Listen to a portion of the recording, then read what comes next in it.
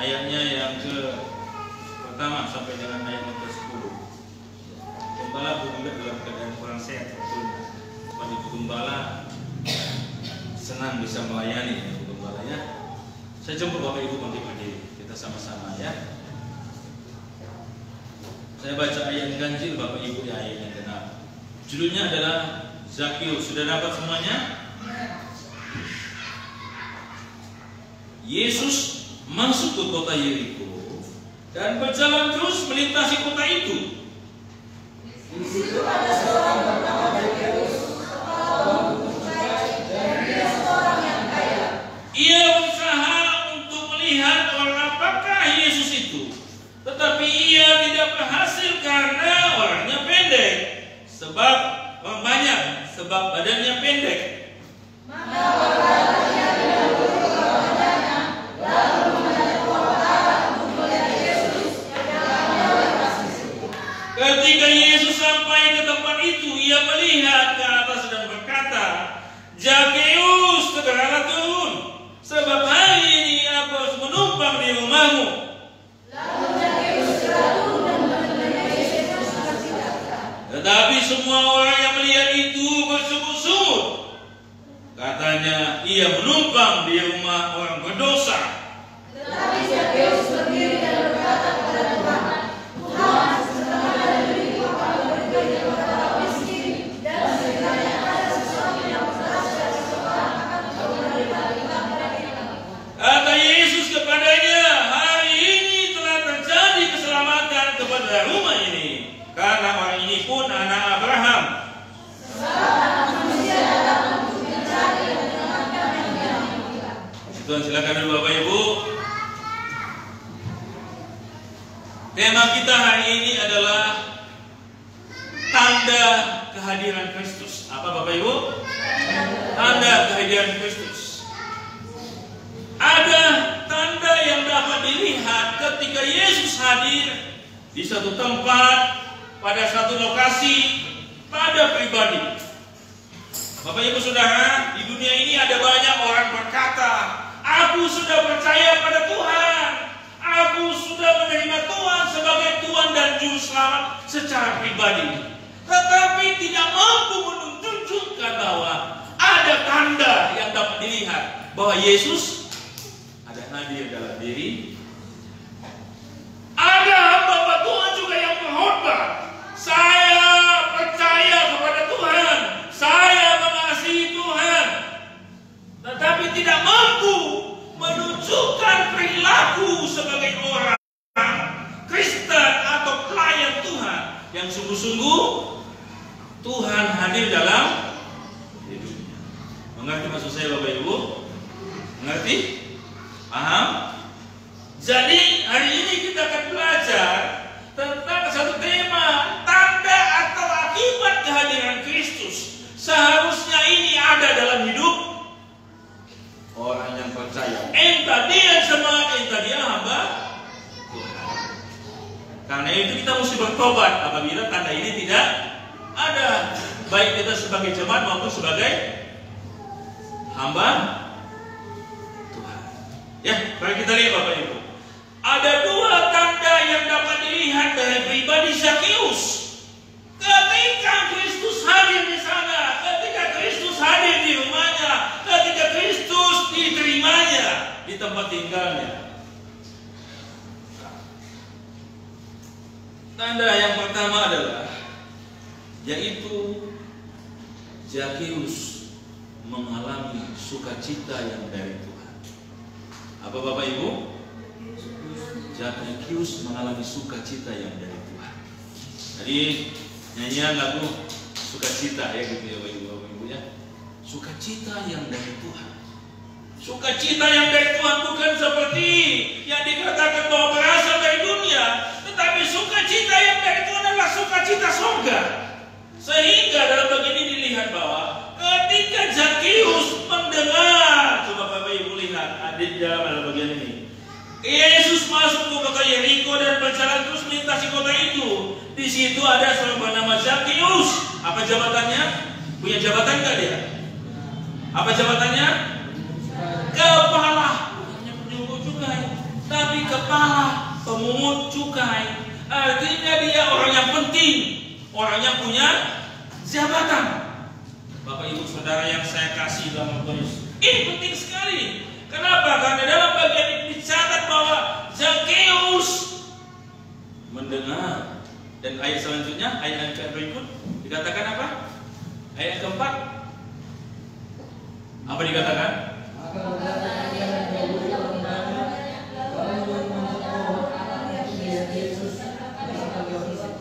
Ketika dia mendengar Yesus akan lewat, Zakheus bersukacita, dia senang, lari mengejar. Ya, senang sekali. Ayat 5. Jauh Tuhan berkata, betul?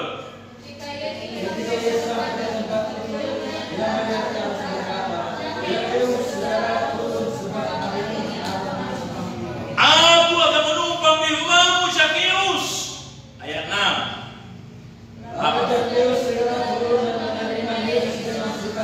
Haleluya. Ayat 6 mencatat bahwa ketika Yesus hadir di rumah Zakheus, Zakheus menerima Tuhan Yesus tidak terpaksa, tetapi Alkitab mencatat dia menerima Yesus dengan sukacita, dengan sangat bersukacita. Dari segi finansial Zakheus sudah cukup. Kalau Zakheus orangnya hanya dikejar-kejar uang, saya pikir uangnya sudah cukup, betul ya? Tentu dia bersukacita karena uangnya ada, jabatannya ada. Tetapi ayat 6 dikatakan ketika Zakheus tahu bahwa Yesus akan datang ke rumahnya, akan menginap di rumahnya, Zakheus segera turun. Dan dia menerima Yesus dengan bersukacita. Ada sungguh-sungguh orang ayat 7. Oh, Yesus menumpang di rumah orang berdosa. Zakheus tetap bersukacita. Sukacita Zakheus bukan karena hartanya, tetapi kehadiran Tuhan lebih penting dan bermakna dalam hidupnya. Sehingga sukacitanya enggak tergantung kepada harta, jabatannya, enggak tergantung kepada semua itu, tetapi kehadiran Kristus lebih penting dari semua apa yang ada dimilikinya. Ini penting, Bapak Ibu. Bagaimana orang bisa bersukacita seperti ini? Kalau Kristus tidak hadir dalam diri Zakheus, enggak mungkin Zakheus bisa bersukacita sampai sukacitanya yang luar biasa bisa muncul. Zakheus tidak meletakkan sukacitanya kepada jabatan, kepada harta, tetapi dalam iman kepada Tuhan Yesus Kristus. Sehingga ketika ada tekanan, ketika ada usaha maju mundur yang bawahnya, dia tetap bersukacita. Kenapa? Karena kehadiran Kristus sangat penting dalam hidupnya. Ya, penting sekali dalam hidupnya. Bukan kita menolak kekayaan. Ketika kita berhasil, kita bersukacita. Itu manusiawi kita. Betul ya? Kita senang, wajar senang. Tetapi sukacita iman berbeda dengan apa yang ditawarkan dunia. Karena yang dari dunia akan kembali kepada dunia. Yang dari dunia tidak akan kekal. Tetapi yang dari Tuhan akan kekal sampai selama-lamanya. Haleluya. Karena itu ketika Zakheus mendengar Tuhan Yesus akan masuk ke rumahnya, dia berkata, oh Tuhan, kalau gue boleh dikatakan, haleluya, aku akan sangat bersukacita, sehingga dia tidak merasa diri terpaksa atau dipaksa.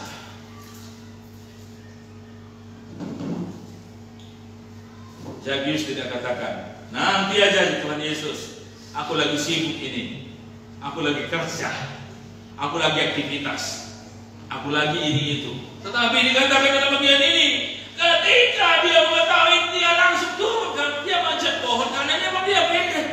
Tetapi itu bukan hal kelemahan, justru kelihatan sukacita Zakheus ketika dia turun sekarang dan menyambut Yesus dengan sukacita. Artinya sukacita sejati hanya bisa diterima ketika seseorang bertemu dengan Tuhan Yesus. Senang gak kita usaha kita maju? Senang gak kita punya cucu? Senang nggak kita punya anak mantu? Senang nggak kita punya anak? Senang nggak kita punya cowok? Jomblo nggak mau ngomong. Senang tentu ya, Frankie. Senang nggak Frankie? Frankie langsung buka mulutnya. Ini aku om. Senang tentu, betul? Senang. Tetapi sukacita sejati tidak tergantung kepada apa yang kita miliki, tetapi kehadiran Kristus adalah sukacita kita sejati. Haleluya. Entah usaha saya maju atau belum, entah saya punya mantu atau belum, entah saya punya cucu atau belum, entah saya punya mertua atau belum, entah usaha saya sudah maju atau belum, entah sudah saya dapat pekerjaan atau belum, saya punya sukacita dikerjakan oleh karya Tuhan. Haleluya. Sehingga apapun omongan orang tidak mempengaruhi sukacita saya. Kenapa? Karena sukacita sejati adalah perjumpaan pribadi iman kepada Tuhan Yesus Kristus. Ini penting Bapak Ibu. Kami sedang berduka, ya. Kalau tidak karena iman kepada Tuhan Yesus Kristus, saya juga tidak mau melayani. Tapi karena iman, kesadaran iman, panggilan kepada Tuhan, saya melayani mulai hari ini. Ketika tiket Amos, saya nggak mencari Pak Niko ya, belum Pak Niko merasa bersalah Pak Niko ya. Dan saya datang terlambat nama, saya tidak bersalah. Kenapa? Karena bagi saya semua saya melihat kepada Tuhan. Kalau memang belum Tuhan izinkan, saya tidak usah pulang. Melihat segala sesuatu dengan iman.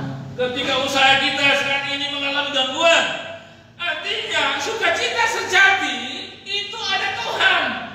Tuhan, kalau Tuhan sanggup berikan kemarin ya bawaannya, Tuhan juga sanggup berikan besok. Bahkan lebih daripada apa yang kita minta. Efesus pasal 2 mungkin ayat 20 berkata bahwa lebih daripada apa yang kita doakan, lebih daripada apa yang kita minta, bisa Tuhan berikan.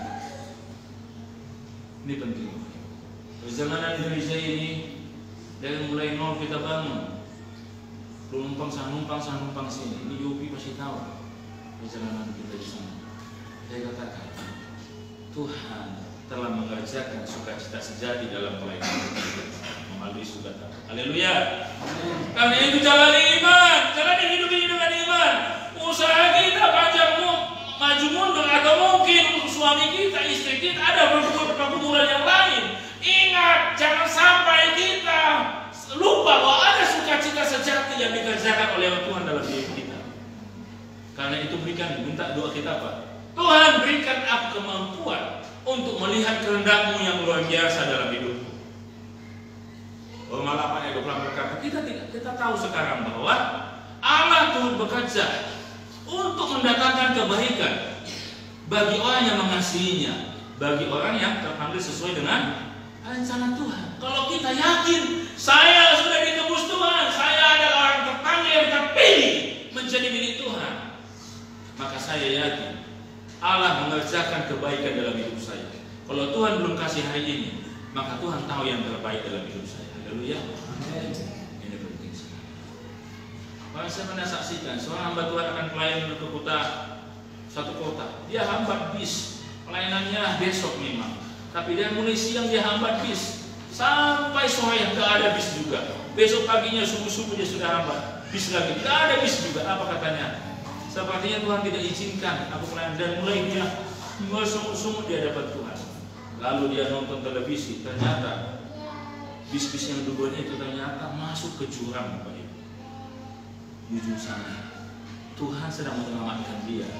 Hanya dia tidak mengerti apa yang menjadi rencana Tuhan. Kalau Tuhan izinkan sesuatu dalam hidup kita, yakinlah bahwa Tuhan Yesus baik. Haleluya. Katakan kiri kanan, apapun keadaanmu, Tuhan Yesus baik.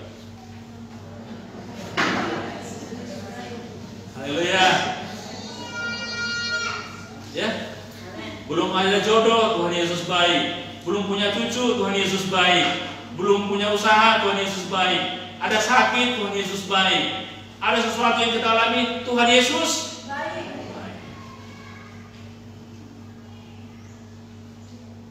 Jangan karena usaha maju langsung ketawa-ketawa. Senang-senang saya nggak kemana-mana. Waktu usahanya apa? Diam, gitu ya. Itu kita bersuka cita karena Tuhan. Haleluya. Kenapa? Karena harta kita bersuka cita. Kalau itu membuat kita jauh dari Tuhan, bisa Tuhan ambil itu. Kalau karena anak kita bersuka cita bukan karena Tuhan, Tuhan bisa ambil itu. Kalau karena istri atau suami kita bersuka cita, Tuhan bisa ambil itu. Betul? Nggak ada bapak ibu yang bilang amin kan? Cuma niku. Haleluya, itu yang saya tunggu-tunggu. Haleluya.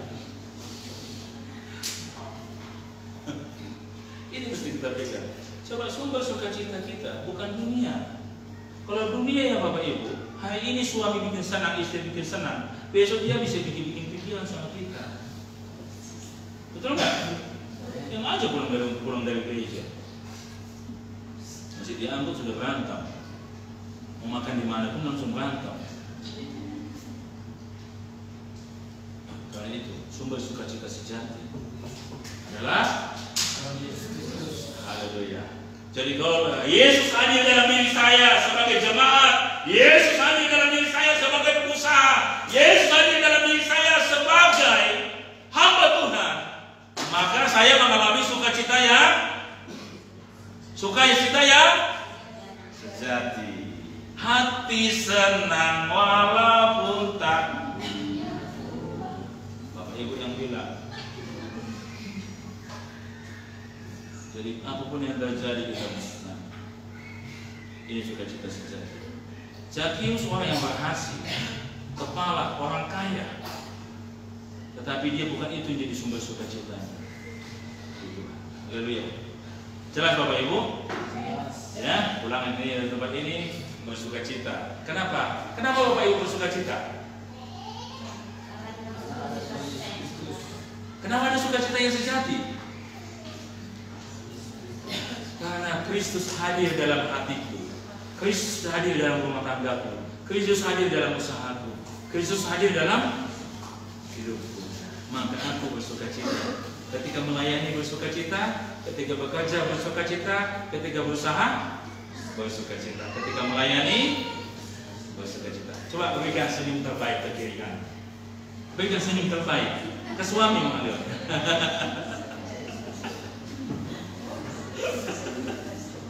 Ketawa dulu 1 menit. Iya, ini penting ya. Ya, ini penting sekali. Yang kedua, mari kita lihat Bapak Ibu. Dalam bagian ini kita catat dalam bagian ini bahwa Bapak Ibu coba lihat ayat yang ke-7, ayat ke-8. Siapa yang baca? Silakan. Minta tolong satu Ibu Gembala. 8. Tetapi Zakius berdiri dan berkata kepada Tuhan, Tuhan, setengah dari milikku akan kuberikan kepada orang miskin, dan sekiranya ada sesuatu yang kuperas dari seseorang akan kukembalikan 4 kali lipat. Oke. Yang kedua, yang pertama tadi kalau Kristus hadir, akibat Yesus hadir apa? Mengalami. Yang kedua, ia mengalami perubahan hidup. Selama ini orientasi Zakius hanya uang dan uang. Haleluya. Hanya cari uang. Sepertinya tidak butuh manusia, tidak butuh Tuhan dan sebagainya. Tetapi hari itu apa Tuhan Yesus katakan? Aku akan menumpang di rumahmu.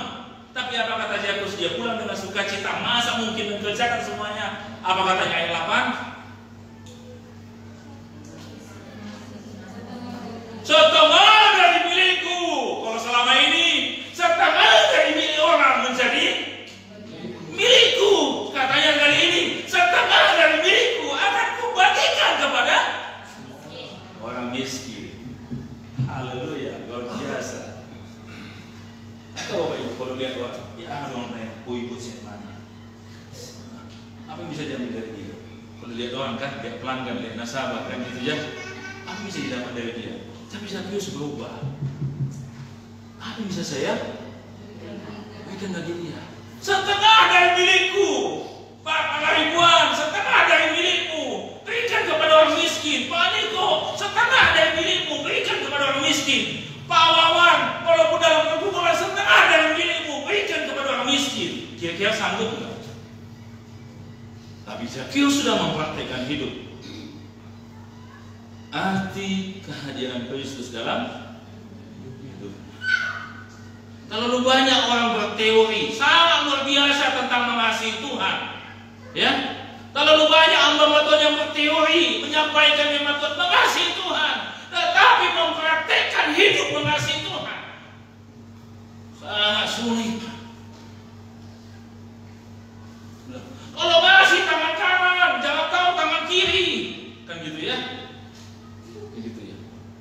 Betul? Kata Alkitab kan? Dan yang Tuhan sampaikan, amin, saya aminkan itu. Tadi tidak sedikit, tangan kanan gak ngasih, tangan kiri ngomong. Betul? Betul nggak? Iya, tangan kanan gak ngasih, tapi tangan kiri ngomong. Kalau tangan kanan ngomong, ngasih mending tangan kiri ngomong kan? Tapi dia nggak ngasih tangan kanan, tangan kiri bicara sampai apa? Orangnya masih disiantar, tapi bibirnya sudah disibolkan. Sudah ini penting perubahan hidup. Nggak dipaksa. Zakheus, apakah Bapak Ibu melihat Zakheus disuruh Tuhan Yesus? Zakheus, bagi-bagi milikmu. Ada nggak catatan? Nggak ada catatan. Betul ya, oleh-oleh. Nggak ada catatan kan? Apa katanya?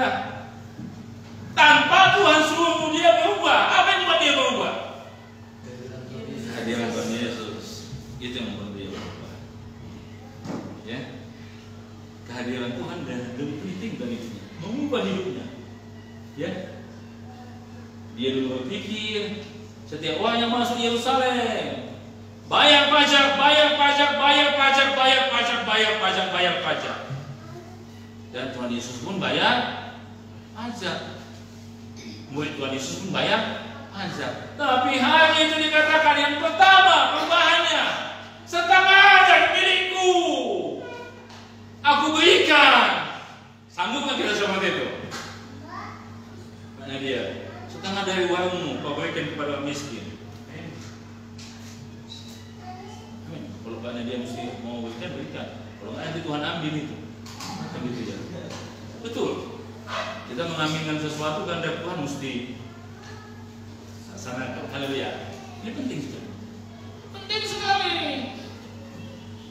Adakah Zakheus keberatan? Adakah Zakheus keberatan? Enggak ada. Betul ya manusia. Setengah dari usaha kami, setengah dari usaha kami, hasil kami bulan ini, kami akan berikan kepada orang miskin. Itu perubahan hidupnya. Setengah yang kami dapat hari ini, kami akan berikan kepada orang miskin. Kami masalah memberikan persepuluhan Bapak Ibu, enggak lagi 10%. Mungkin sudah 50% lebih. Bahkan kadang-kadang hampir semua. Karena saya katakan, orang lain terlalu perhatikan orang lain. Ya, waktu untuk kami sedikit, waktu untuk jemaat lebih banyak. Saya bisa bilang, tapi saya mengajari sama anak saya. Kristus hadir dalam hati kita, dalam hidup kita. Kita mesti berikan semua apa yang kita miliki kepada. Coba. Selanjutnya, ayat 9. Buku malah saya bacakan. Penting sekali. Apa katanya? Ayat 9, kata Yesus kepada. Ayat 8, bagian selanjutnya. Setelah setengah. Dan apabila. Dan sekiranya ada sesuatu yang kuperas dari seseorang, akan kukembalikan 4 kali lipat. Oh, haleluya. Haleluya. Apabila ada yang kuperas, kuambil yang bukan milikku dari dia, kan gitu ya, akan kukembalikan 4 kali lipat. Apakah Bapak Ibu pernah merasa mengambil milik orang lain? Ada nggak merasa mengambil milik orang lain? Coba cek di rumah. Sendok mulai periksa. Sendok punya kami nggak ini ya? Punya kami nggak ini ya? Kayaknya punya ibu gembala. Bulan memang saya ibu gembala siapkan banyak kemarin. Saya cek kemarin, wah sudah habis dan tinggal yang ketika saya makan. Apa sendok kita nggak ada yang begini mak? Iya nggak tahu tertukar katanya gitu. Tapi mulai habis kan gitu ya. Dulunya yang keras-keras saya makan beli. Kalau ada yang memang, kembalikan 4 kali lipat. Kalau 8 di sana, maka 8 kali 32 biji. Bawa pulang ke gereja. Kalau ada galon air Pak Gembala di sana, lihat satu-satu. Punya kami nggak ini ya? Aku punya Gembala. Aku punya orang lain. Kembalikan. Ini kalau orang sudah ada kehadiran Kristus. Penting sekali Bapak Ibu. Coba cek. Setrika. Ada nggak punya? Apakah punya orang atau punya kami ini? Kalau 1 kali lipat Bapak Ibu tidak bisa kembalikan, jangan bermimpi. 4 nipi namanya. Ini penting sekali. Haleluya. Jelas ya terjadi perubahannya kan? Apabila ada yang kuperas, pernah nggak Bapak Ibu memeras orang lain? Pernah nggak Bapak Ibu mengambil milik orang lain? Pernah nggak? Hah? Mulai pulang ke rumah diskusi sama istri. Punya kita nggak ini ya? Punya kita nggak ini ya? Coba cek baik-baik. Ya? Jangan sampai lebih banyak punya orang di rumah daripada punya sendiri. Perubahan mesti terjadi. Haleluya. Zakheus dengan sangat luar biasa. Apabila ada orang, karena itu maksudnya ini adalah jangan mengambil milik orang. Atau mungkin ada keterlanjuran mengambil milik orang. Jangan bertanggung jawab kembalikan. Zakheus mengatakan mengembalikan 4 kali lipat. Cek di rumah, sepatu istri, sepatu suami, tas istri, kan gitu ya. Lihat, kalau memang punya orang lain kembalikan. Haleluya. Ini perubahan terjadi, sehingga dalam diri Zakheus tidak lagi diperhamba oleh dunia. Kehadiran Kristus telah membebaskan Zakheus. Ya, demikian juga memberikan perpuluhan. Bapak Ibu bisa lihat ini milik saya atau milik Tuhan. Kalau ada milik Tuhan lakukan dengan baik. Ada orang yang ngasih perpuluhan, ada, tapi nggak tertata dengan baik. Ya, 1/10 adalah untuk pekerjaan rumah Tuhan. Hitung baik-baik. Kalau nggak 1/10. Ketika orang betul-betul mengalami perubahan, mengalami kehidupan pribadi dengan Tuhan, maka dia betul-betul tahu apa yang menjadi kehendak Tuhan. Yang penjudi nggak kembali menjadi penjudi. Yang pergi ke dukun nggak lagi pergi ke dukun. Yang menyembah berhala nggak lagi menyembah berhala. Itu penting sekali. Yang suka memfitnah orang lain tidak lagi suka memfitnah. Yang suka mencemooh nggak menjadi pencemooh. Kalau orang sudah bertemu dengan Kristus, ada kehadiran Kristus, maka hidupnya mesti terjadi. Yang kedua, perubahan tidak spontan, Bapak Ibu. Tidak spontan. Saya tahu itu tidak spontan, tapi proses itu mestinya dia seperti kapal lagi take off, lagi naik. Kalau Bapak Ibu masih berdukun, masih melakukan penyimpangan, artinya Bapak Ibu belum menikmati kehadiran Kristus. Baik kita jemaat Tuhan atau pelayan Tuhan, dimanapun kita berada, saya mau katakan dampak kehadiran Kristus Tuhan. Satu, mengalami sukacita sejati. Yang kedua, perubahan, mengalami perubahan hidup. Di perjamuan kudus ini kita melakukan, jangan sampai ini menjadi formalitas. Kita pelayanan menjadi rutinitas, kita ibadah menjadi rutinitas. Mari kita beribadah, mari kita melayani, mari kita memberi persembahan, mari kita melakukan kehendak Tuhan. Karena ada kehadiran Kristus dalam diri. Tidak sedikit orang menjadi Kristen karena keturunan. Tidak sedikit orang menjadi Kristen karena KTP. Tidak sedikit orang menjadi Kristen karena faktor-faktor yang lain. Tapi Kristen sejati lahir karena kehadiran Kristus. Sehingga dia mengalami yang pertama, sukacita sejati. Yang kedua, perubahan hidup. Tuhan berkati kita semua. Kita berdoa, ya Tuhan berkati kita semua. Amin.